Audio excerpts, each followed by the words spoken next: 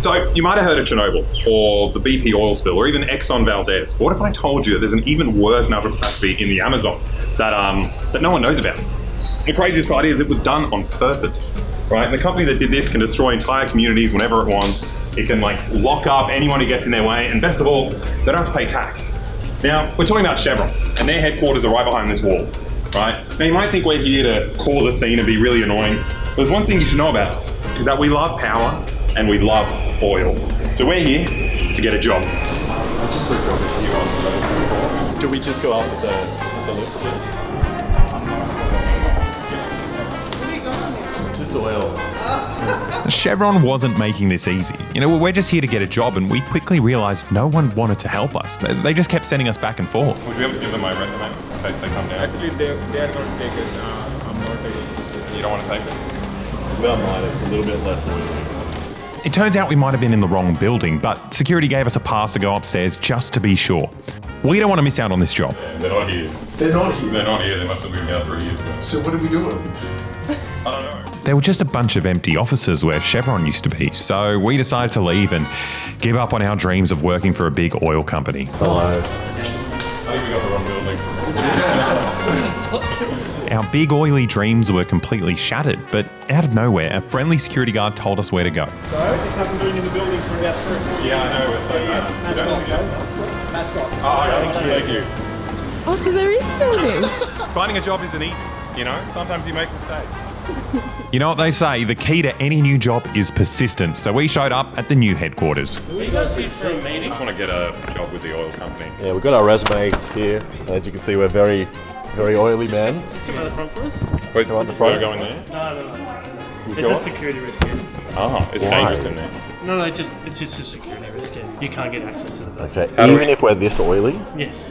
Okay. We thought you guys love oil, though. I want to get a job. Can you guys give our resumes to someone? Yeah, Thank you. They are a bit oily. So we can't get a job here? Cool. So we've had some kind of misunderstanding.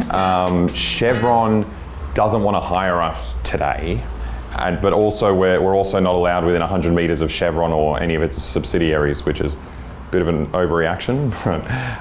Look, I'm not an idiot. I know this looks bad. I understand how it looks, but Chevron, if you're listening, I'm not some kind of creepy, unhinged stalker that's making videos about you on the internet. No, I'm a normal guy. I'm just a regular, well-adjusted person, and I'd also make an asset to your company. We just need to, if you let me explain it from the start, you'll understand. So if we go to the beginning, which is, it actually all started pretty much around, where to start? It's wide. Aha! Here, in 1541, when Spanish explorer Francisco de Orellana first set sail down the Amazon River in Ecuador looking for El Dorado, the mythical city of gold. Now, spoiler alert, he did not find a city made of gold, but he did find a lot of rocks made of gold, and silver, and iron, and copper, and slaves, and fruit, and coffee, and slaves. All the Europeans had to do was kill 56 million people, and before you know it, everyone got in line. South America became a never-ending conveyor belt, kind of like this belt grinder here. It just keeps going in circles, loading up stuff on this end and emptying it all in Europe on this end. And that's me. I'm Europe in this analogy. Now, the real-life conveyor belt is even better than this because, unlike a belt grinder, it doesn't hurt your face when you use it. It pretty much just gives you free stuff for the next 500 years and counting. Eventually, Chevron will make really good use of this conveyor belt to suck all the oil out of South America and, make one of the worst environmental catastrophes we've ever seen. But that's for later in the story. For the first couple of centuries, it was primarily used for gold and a couple of other weird things like cigarettes and purple shirts. I don't know, Europeans love that stuff for some reason, but my point is, it's a solid conveyor belt. Even when the South Americans eventually kicked out the Western powers and started ruling themselves, the conveyor belt stayed intact. Over the next 100 years, every now and then they would elect someone who wanted to keep all these profits in South America, but the CIA would just organize a military coup and replace them with a more business-friendly leader, i.e., someone who would make sure Western companies got all the profits. Ecuador is a great example. Look at Jose Maria Velasco Ibarra. You don't have to look at him. What you need to know is that he got the most votes anyone's ever gotten in Ecuador. He was voted in as president 5 times, but the only problem is he never got to complete a full term in power because every time he got voted in, he'd immediately be kicked out by a military coup and replaced with a pro-US leader. My man started getting used to it, but the final time he got voted in and then immediately kicked out was extra special, since it coincided with the discovery of huge amounts of oil in the Ecuadorian Amazon. Now, Jose wanted to nationalize the oil and have the profits returned to Ecuador instead of going to giant Western oil companies like Chevron. So, obviously, the military did a coup and removed him from power. Now, at the time of the coup, all television stations went off the air. 6 million Ecuadorians had no idea that a military takeover was happening, but somehow an American company called Texaco knew exactly what was going on, and funnily enough, the military government's first order of business was to grant Texaco full rights to Ecuador's oil, which is a crazy coincidence. But what's even more of a coincidence is that every time a new leader took the reins of this newly formed Ecuadorian military dictatorship, he'd have to assure Washington that he had no plans to nationalize the oil industry if he wanted to stay in power. Now, with Ecuador's pesky democracy out of the way, Texaco went to town on the Amazon, digging up all of Ecuador's resources for free and keeping all the profits for themselves. Now, over time, the very hungry oil company drank up so much free oil and just grew and grew and grew that eventually Texaco merged with Chevron, which made 2 very big oil companies become one of the biggest companies in the world. But the fun ended in 1992. The Ecuadorians finally managed to nationalize their oil and they drove the oil giant out of the country. But this is where the horror show really started. I mean, the Ecuadorians finally got full control of the oil fields and they got a glimpse of what this company's been doing in the Amazon for the past 20 years. There were always rumours of what was going on deep in the rainforest. You know, while the company was in charge, local tribes occasionally complained that their water tasted different. But the oil company brushed them aside and said, "Don't worry about the taste of the water, drink it up. We've done you a favour and filled it with special vitamins that are good for you, actually." And it turns out they did exactly what you'd expect a giant corporation to do in a third world country where they had complete control over the government. They decided to dump 72 billion litres of toxic waste into the pristine rainforest rivers because it was, cheaper than disposing of it properly. They wiped out multiple local communities, they poisoned and scarred their bodies and destroyed all their food and water, causing what experts have called the Amazon Chernobyl.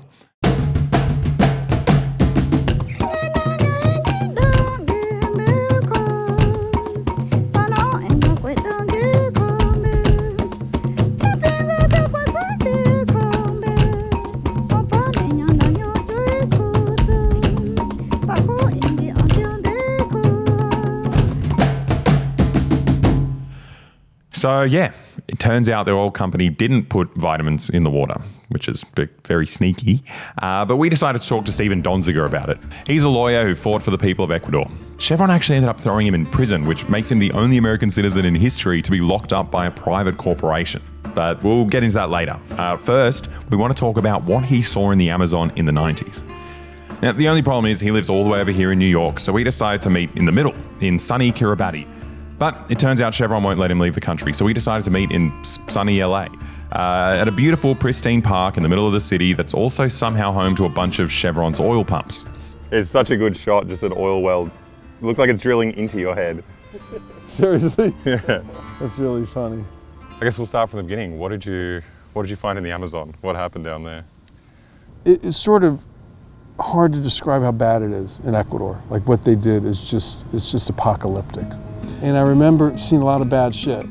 But I remember going over like a hill in the car we were in. In the distance, I saw what looked like a lake. It was sunny and it was like glistening in the sun. And as we got closer, he's like, "That's not a lake." I'm like, "Well, what is it?" He goes, "That's an oil spill." It was that large. But this was the crazy part. We get near the lake, it's hot as hell. You smell the vapors. They're awfully harmful. It's like you can't even hang out there that long, you start getting headaches. And as we got up to the lake, I saw these 2 indigenous men like wading with no shirts on, no protection, through the lake with like mops. And they were like shoveling the oil into bags.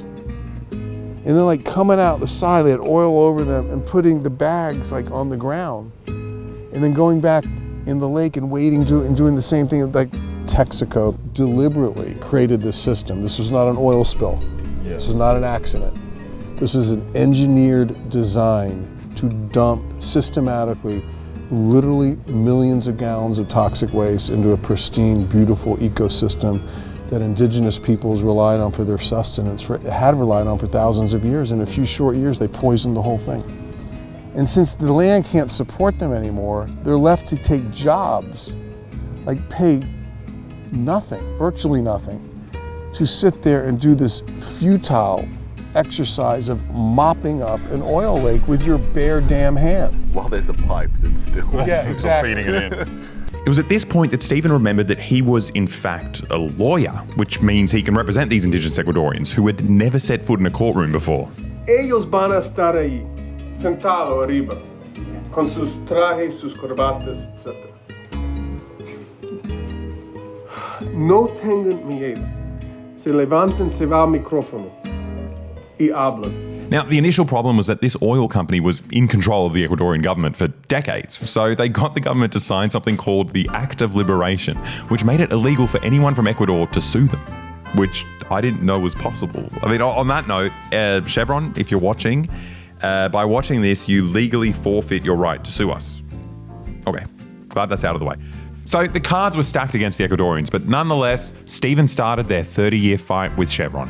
Now, he may have had 54 independent judicial site inspections resulting in 64,000 chemical sampling results showing pollution, but you could say Chevron had a bit of an ace up its sleeves. The ace was $262 billion.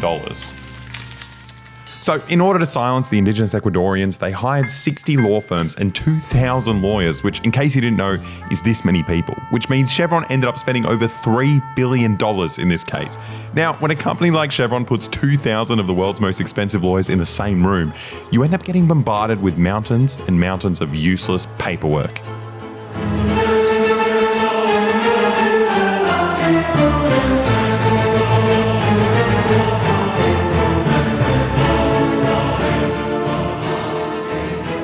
Each page is specifically designed to clog up whatever court has to read them. Every single page needs an answer, and it costs your legal team thousands of dollars to answer them. Their aim is to simply outspend you until you have no choice but to drop the case. Now, Stephen wasn't only running out of money. The 30,000 Ecuadorians that he was representing were all dying of toxic contamination, so if they stalled for long enough, Stephen wouldn't have any clients left. Now, Stephen's team was trying to sue them in front of a jury in the US, and Chevron sure as hell didn't want that. So after 10 years of stalling, Chevron eventually won and got to choose to do the prosecution back in Ecuador, a tiny country with no real power to enforce any rulings. And then the next 8-year battle began. Now, Chevron didn't just stall and outspend Stephen, they got even sneakier. They went so far as to set up fake laboratories. They would pose as independent labs who studied soil samples and coincidentally concluded that there was actually no pollution in the Amazon. But it turns out they belonged to Chevron, and thanks to a group of brave whistleblowers, the truth got out. Now, we've covered Australian whistleblowers a lot on our channel, and a lot of our friends have been sued and imprisoned for doing the right thing. But these guys are on a whole new level. Like, when you get in the way of Chevron in a third world country, you usually get tortured and murdered. Like one of the main indigenous representatives for this Chevron case, Pablo Fajardo, he was receiving death threats as soon as he joined the legal team, and as a warning, his brother was tortured and killed and the government refused to investigate it. Es ese lugar donde está sepultado mi hermano. Mi hermano murió 8 días antes de que realicemos la primera inspección judicial del caso Texaco. Le habían torturado fuertemente, cortado su rostro, no tenía nada en la cabeza, no se le conocía, no se le identificaba. Alguna vez un informe militar le dijeron a uno de mis hermanos que a quien buscaban era a mí. But in the face of all this brutality and corruption, the people of Ecuador just kept fighting, and they won. Like, it's insane. Chevron was ordered to pay $9.5 billion to the people of Ecuador. Like, David beat Goliath. This had never happened before. It was a landmark ruling, like one of the biggest cases in world history, and somehow the indigenous Ecuadorians beat one of the world's biggest corporations.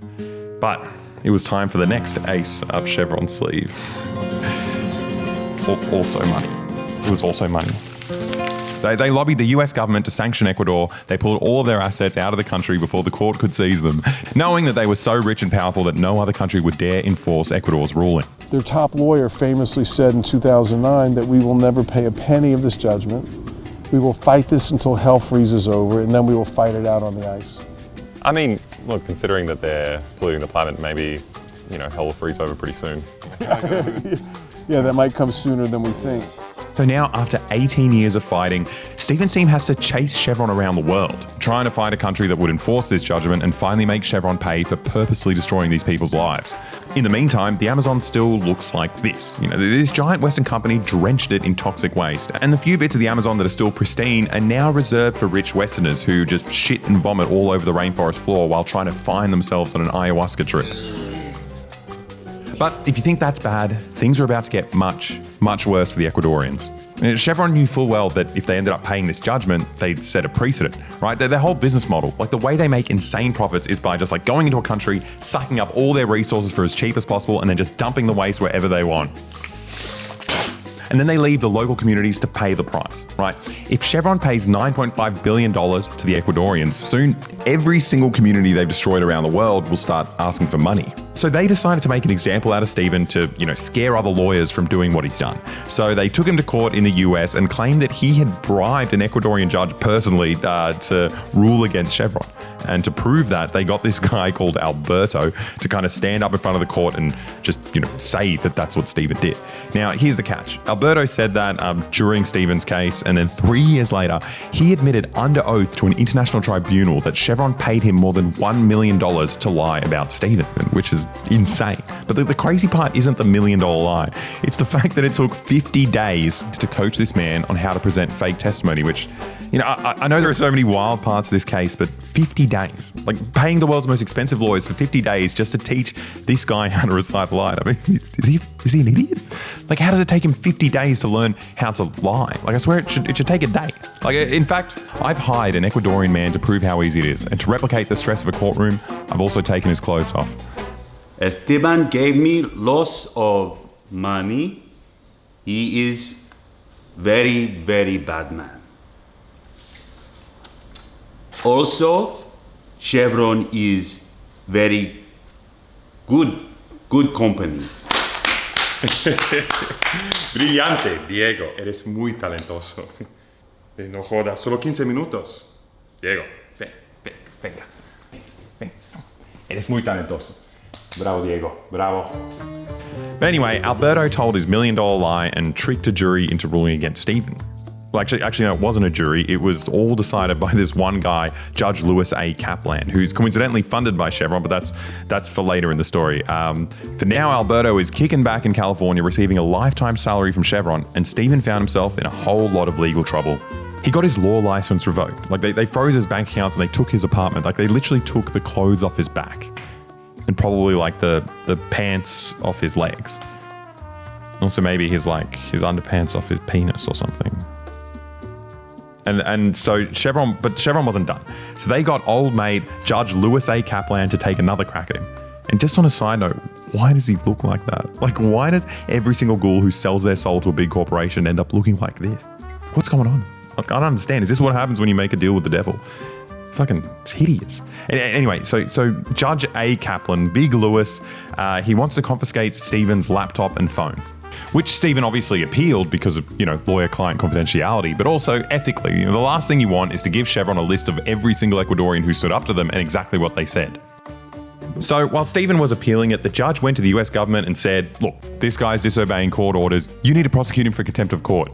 And the US government, to their credit, were like, no way. Like, we're not getting our hands dirty with Chevron's corrupt case. Just leave us out of it, right? And, in most countries, this would be the end of the story, right? If the government doesn't want to prosecute you, then you're free. But this wasn't a normal country. The judge actually managed to run a private criminal prosecution for the first time in US history. This is where a private company can take over the government's job and decide who goes to jail themselves. So essentially, if you're rich enough to pay for a courtroom, for all intents and purposes, you're the government now. And you don't even need to have a jury. The judge you hire gets to decide. Now, it's bad enough to have a private company sending someone to jail. But what's worse is that everyone who's meant to be independent is actually on Chevron's payroll. The original judge who decided this was a Chevron investor, and the law firm he had handpicked for the private prosecution, Gibson, Dunn & Crutcher, was paid $3 million from Chevron just before they started prosecuting Stephen. And there's even more law firms linked to this. Like, it's insane how these law firms are so good at breaking the law. Like, I think it's just like when you have a business that is just a bunch of last names in a row, people take you more seriously. Like, it's easier to get away with stuff. I don't know. But anyway, there's a lot of info out there on like exactly how Chevron funded these companies. But if you think that's exciting, then you're a nerd. You know, most people don't want to hear about that. But if you're interested, it's all in the video description. But in short, the government gave prosecutorial power to a private company, Chevron, which now can decide who they want to put in jail. And they can use that against Stephen. And while they're deciding on this, Stephen's, locked in his house with no money. He put an ankle bracelet on me. And I couldn't leave my apartment, couldn't go to dinner, couldn't hang with my son, couldn't go to games. And I remember a good friend of mine came over, I'd been on house arrest for a month. She's like, when you reach 100 days, we should do like a press release. She tells me this. I'm thinking to myself, are you fucking crazy? This isn't gonna last 100 days. 100 days came, she was right, she knew something. 200 days came. Being under house arrest for, was like 1,000 days? How long were you? 993 days. So just under 1,000. That's lenient, that's nice. Yeah, no, I know, yeah. Now look, I'm not a lawyer, but I have done a lot of crimes. And to me, this sounds like a crime, right? Like locking someone up for 993 days, without being convicted of anything, sounds like kidnapping. But it gets worse. And they sued me for $60 billion. Okay. So I got sued for the most amount of money of any individual in the history of the United States. And just so people understand a little bit about me, I'm like a normal human, right? So I have very little money. You don't have $60 billion lying around? No. I mean, they sued me for more money than any bank has been sued for, any oil company's been sued for, and I'm just a lawyer, sitting in my 2-bedroom apartment in New York with my wife and son. I mean, it was the craziest shit. So, after almost 1,000 days under house arrest, Chevron obviously convicted him of contempt of court and sent him to prison, which, is unusual for a misdemeanor. But what's even weirder is that they managed to sentence him for 4 times the maximum sentence. So prison was crazy. I was scared that, honestly, they would kill me in prison. Because given how irregular everything was and how corrupt the shit that had gone down, I'm like, my God, if I go to prison, I'm going to be completely vulnerable. Yeah. They could arrange for me to die, for a guard to kill me, or they could charge you with another crime, keep me there forever. Now, unfortunately for Chevron, they didn't manage to kill him in prison. But in fact, the prison was actually more on Stephen's side than he expected. Like the prison management was just embarrassed to have this obviously innocent man in a maximum security prison on a misdemeanor. And it was horrible PR having, constant protests and visits by celebrities and politicians and multiple reports from Amnesty International and the UN. The prison wanted him out of there. But the prisoners, on the other hand, wanted him to stay. Several of the inmates gave me a nickname, the counselor, because they would come up to me and want advice on their cases. My response, I thought, look, you don't want advice from me. I'm a really bad lawyer. You never want to get advice from a lawyer who he himself is in prison. Trust me, you don't want my advice. But I'll listen to your story. So people thought that was really funny. So they started to call me the counselor. You could get anything in prison if you had the money. And I eat a lot of vegetables. And the word was the food budget had been running out. So there were no vegetables, no fresh vegetables in the prison. Everything was processed. Gross food, not a lot of it. I was losing weight rapidly. So I asked this very well-known inmate who was a mob guy, who was super respected in the prison. I said, do you know where I can get a carrot? I said, all I want is a damn carrot. And he goes, counselor, give me a couple of days. So one day, he starts shuffling down the hall at night, and he goes, here, and he pulled out like the biggest, dirtiest carrot I'd ever seen. It was it was just lifted out of the ground 5 minutes before. It had dirt all over it. Wasn't in his ass? Yeah. How do you smuggle that? Yeah. I'll tell you what, he's like, here's your carrot. So I washed it, ate a couple bites. I'm like, I'm gonna sort of try to eat this little by little every day for 10 days. It was enormous. It was such a good carrot. So this is the funny part. I finished the carrot. A couple days later, every night at 9 o'clock, you have to stand in front of your cell, and the guards come in and they literally count one by one with those little things, 1, 2, 3, everyone in the prison. So I'm standing in front of my cell, and I look down at the end of the hall, and the guard who was running the count, I thought I saw a carrot in his hand. And the craziest shit, at the end of the hall, there was this big trash bin. I saw him, or I thought I saw him toss the carrot into the trash bin. So I'm like, when the count ends, I'm gonna go see if I can dig that carrot out. But I'm but the other thing about prison is, It's really clean. Like the inmates keep everything hyper clean, and like if you have germs or like don't keep clean or like take food out of a trash bin, you're not really highly regarded. Yeah, right. So I'm like, okay, I gotta go see if it's a carrot. If it is, pull it out without anyone seeing me, okay? So I walk down, I'm like looking, I'm like, that's a fucking carrot. Nice. And it's a big one too. But I'm like looking around, I'm like, I couldn't pull it out. So I went back to my cell, I'm like, I'll come back in like 10 minutes and everybody goes to bed. Came back in 10 minutes and goddamn it, like trash bin had filled up and someone had taken it out. So I lost the carrot. But the point is, a normal human being in prison became so desperate for like food that I was literally ready to like dive into a fucking trash can to get a carrot. No, I mean, it's the craziest shit. And I thought to myself, what are you becoming? Because when you're in that environment, there's a shortage of food, shortage of love, shortage of education, shortage of opportunity, everyone's abused. You create the characteristics you need to survive in that environment. And like, I felt myself changing. Yeah. Wow. And I was really happy to get out of there. Yeah, I can imagine. Although telling that story, I've eaten carrots after. Yeah. But I bet not in prison. No.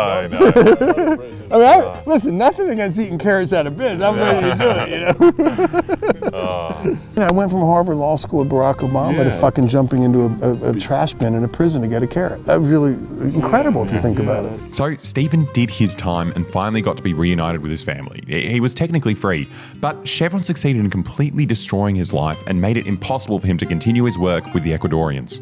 I mean, I'm not locked up, but think about it. I can't leave the country, I have no passport. I can't work, I have no law license. And I can't transact business, I have no bank account. And I can't work even a non-law job because I owe them money and they could take the money. So, you're looking at like, I don't know how to describe it, I'm like a half citizen. Yeah. Now this is all incredibly depressing. I mean, Stephen's life was destroyed because he dared to do the right thing. But here's the good part. You can fix this.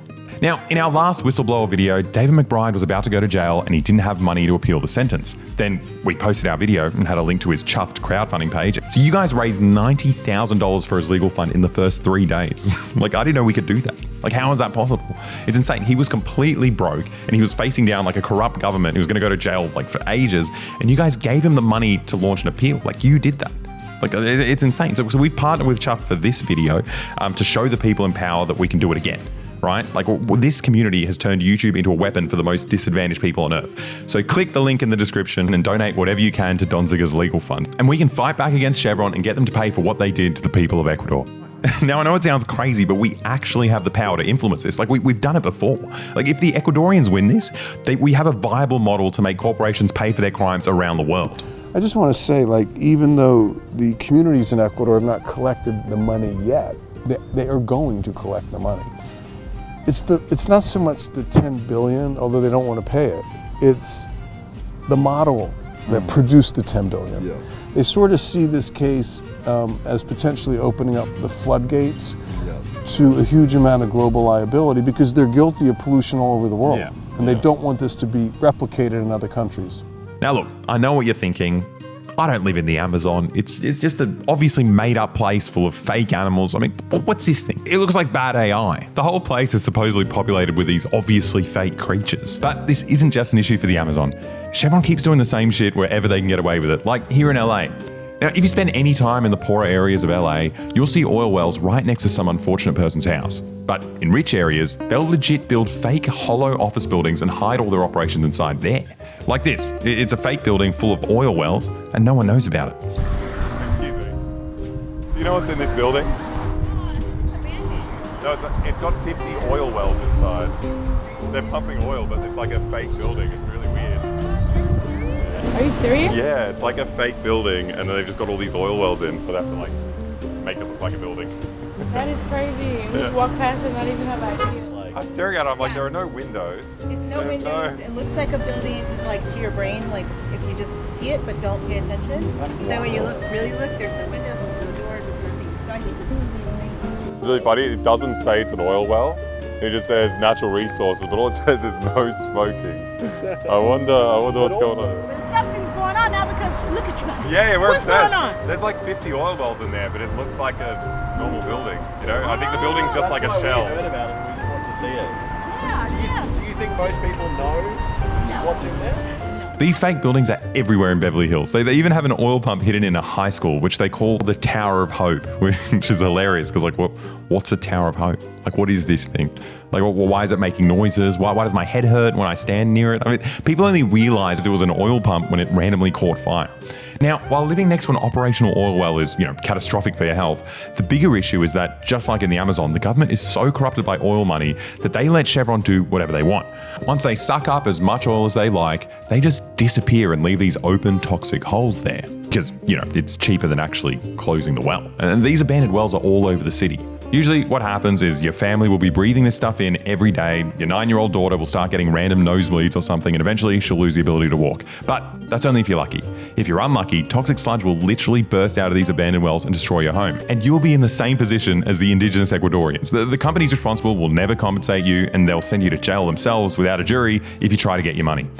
Now, Chevron's playbook is the same all over the world. Like, this is a global issue. It affects everyone, right? And we haven't even spoken about climate change and the fact that burning these fossil fuels is like cooking our planet in the long term. We're talking about Chevron fucking our planet in the short term. Like, these companies, they come in, they take all our stuff for free, they don't pay any tax, and they just dump toxic waste wherever they want because our governments are too scared to enforce any rules. But the good news is that Chevron is scared of us. They're scared of vulnerable communities getting together and getting organized. They're scared of, lawyers who represent them, and they're scared of us, the people who support them. So click the link in the description and make Chevron pay.